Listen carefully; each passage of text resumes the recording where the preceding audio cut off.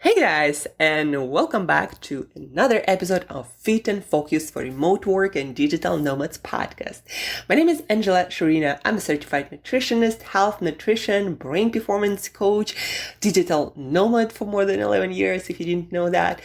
And this podcast is all about giving you neuroscience and integrative health science research-based tools to prime your body and brain to make the best decisions so you could feel, do, and look your absolute best.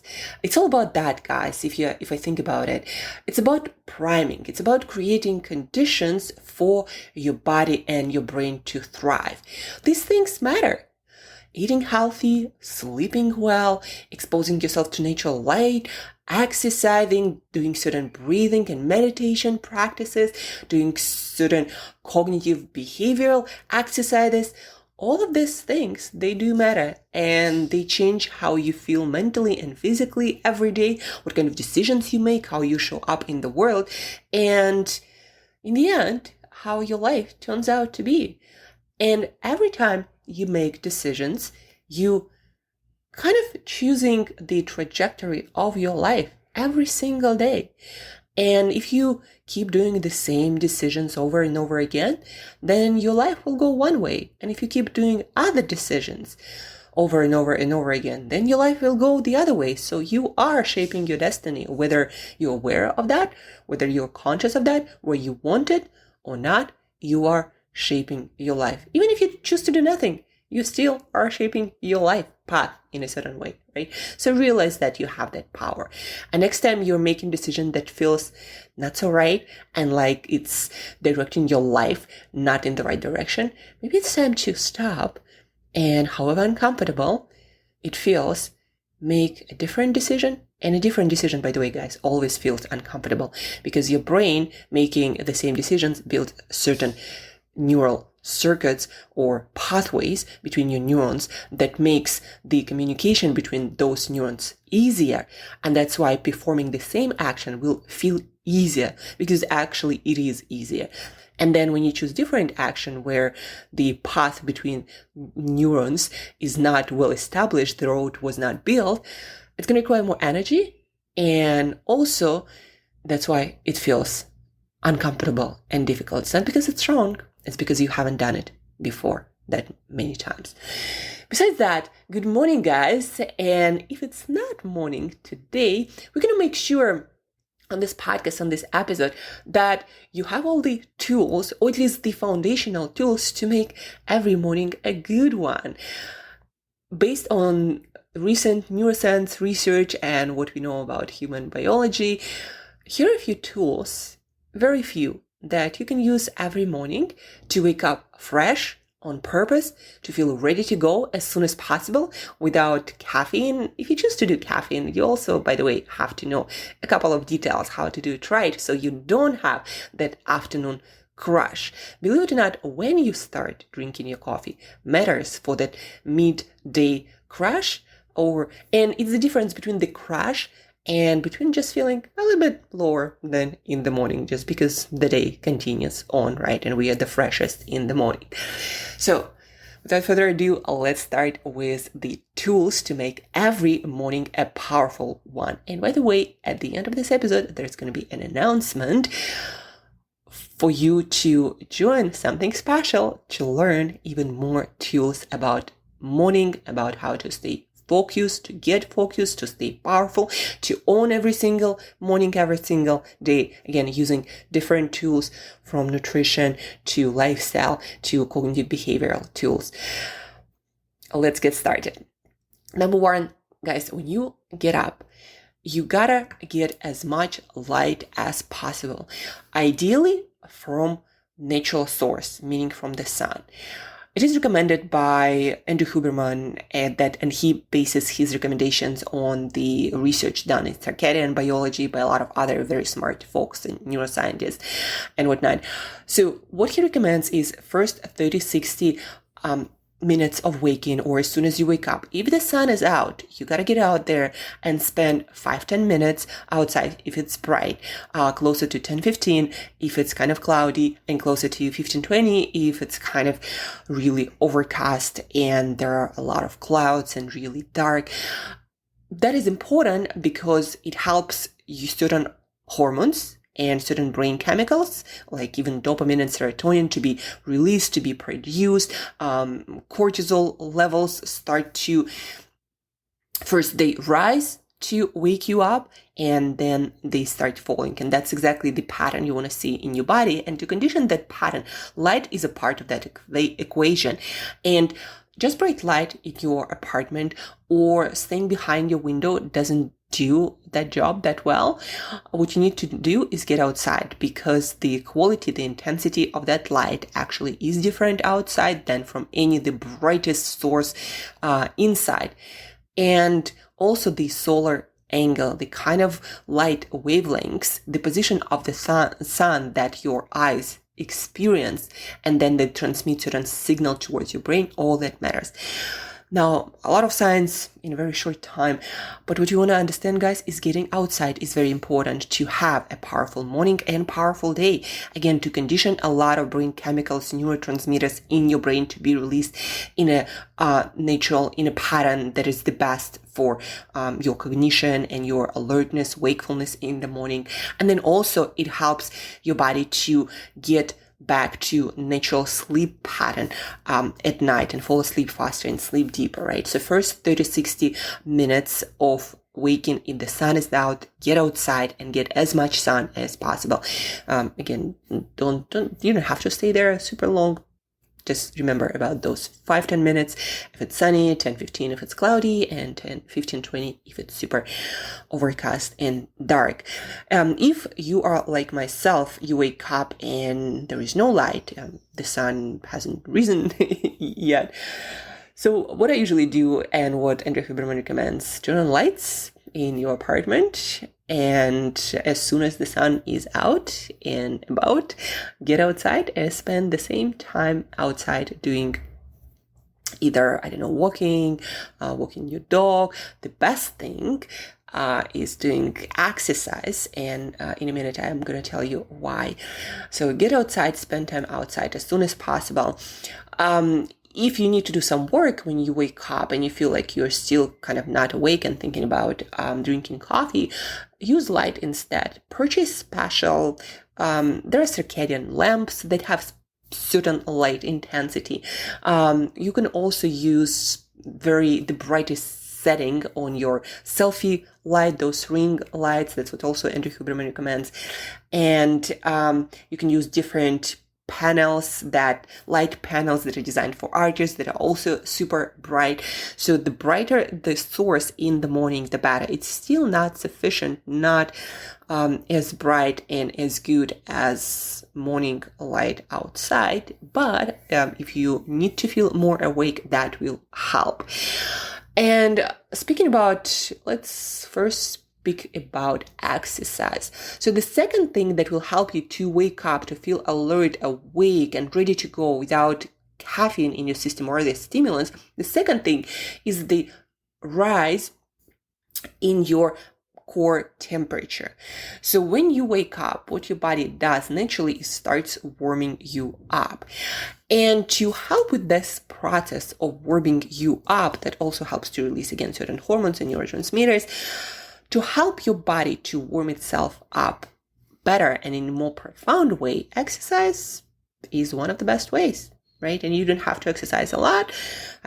Do a few minutes of rope skipping. You can get outside and go for a run. Again, especially beneficial if it's already sunny and the sun is there and you're combining two practices in one.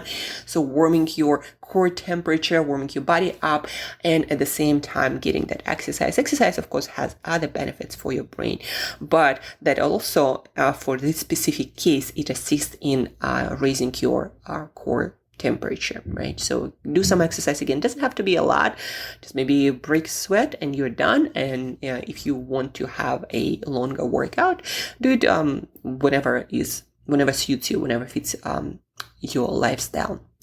So Exercise and light. If you want to need less coffee, these are very powerful practices to do in the morning, when of course you do them in the right way.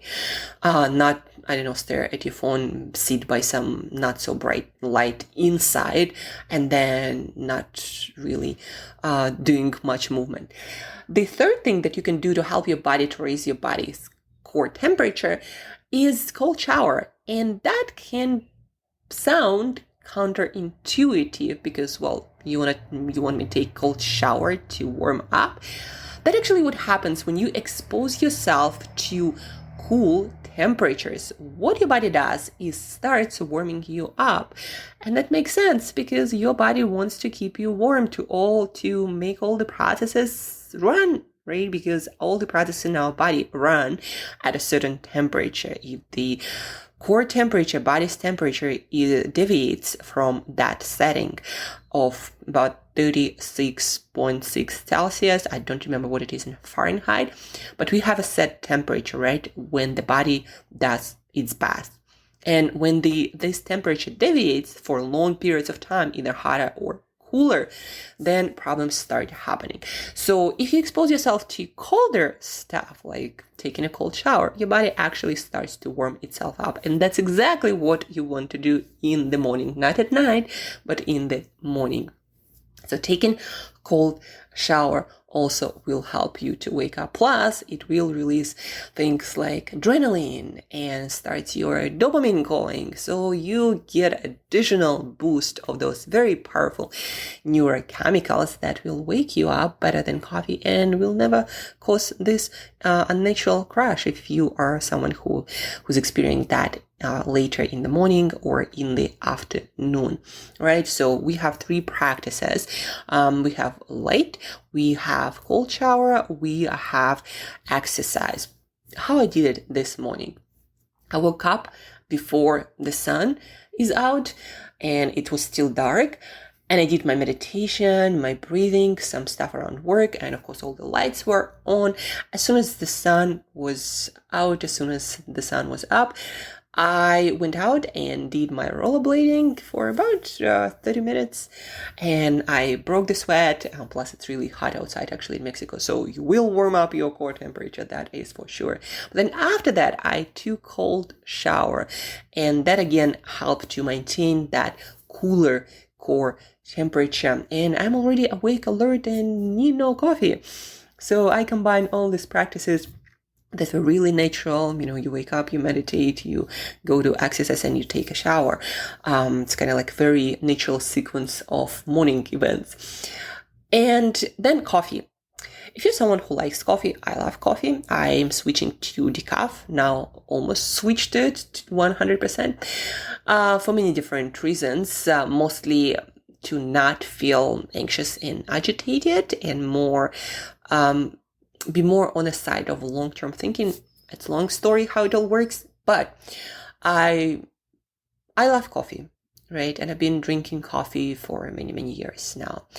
The thing about coffee and caffeine, it interrupts with a lot of systems in our brain that are designed to keep us awake at certain times and make us fall asleep at certain times. And caffeine interrupts with that system.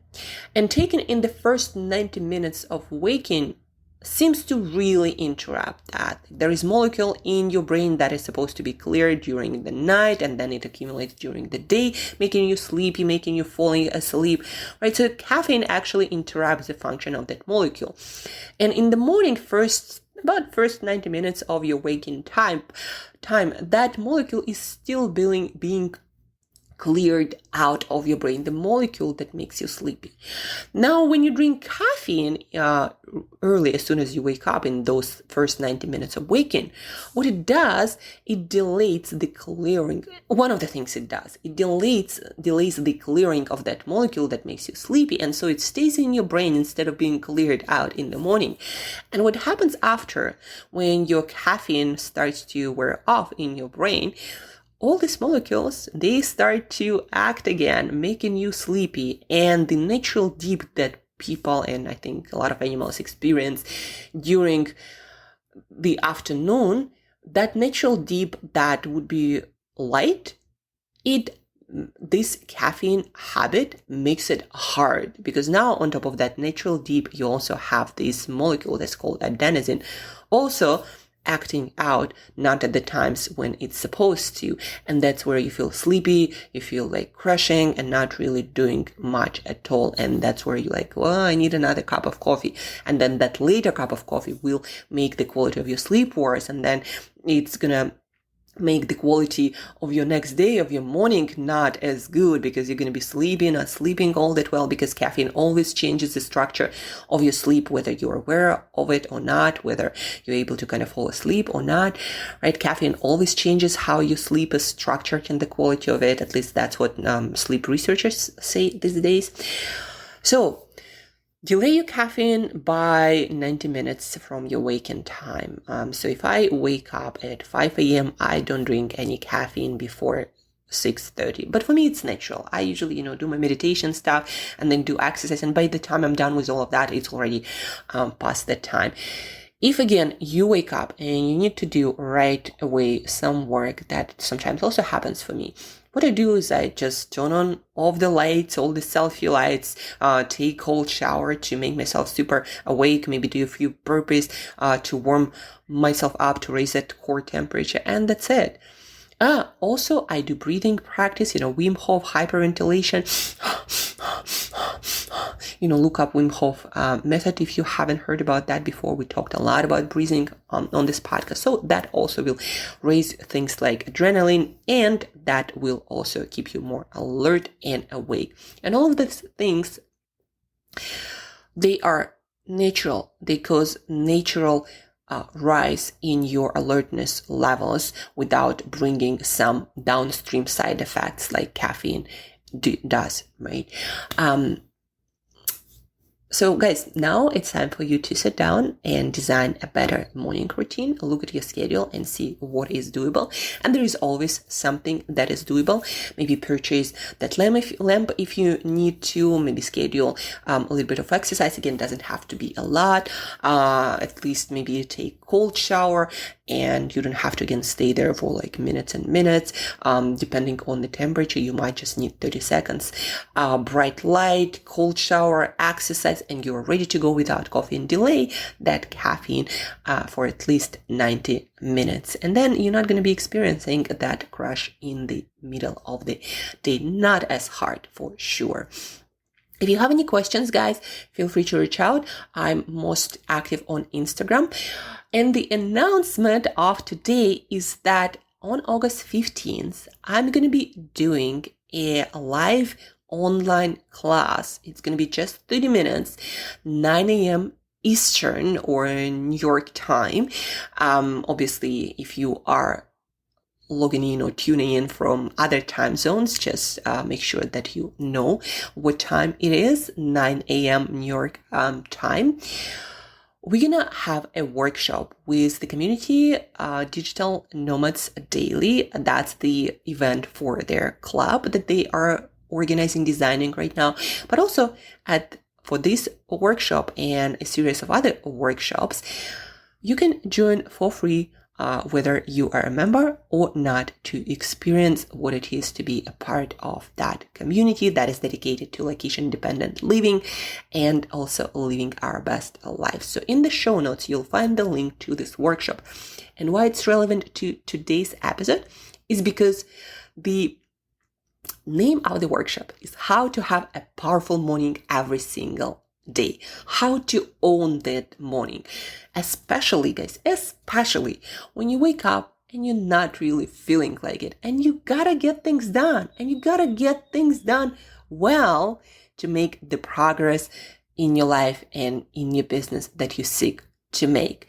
I'm going to introduce some of the tools that I introduced today, but I'm also going to introduce some of the core nutrition tools, also cognitive behavior tools, some breathing, some exercises for focus that I haven't mentioned today at all.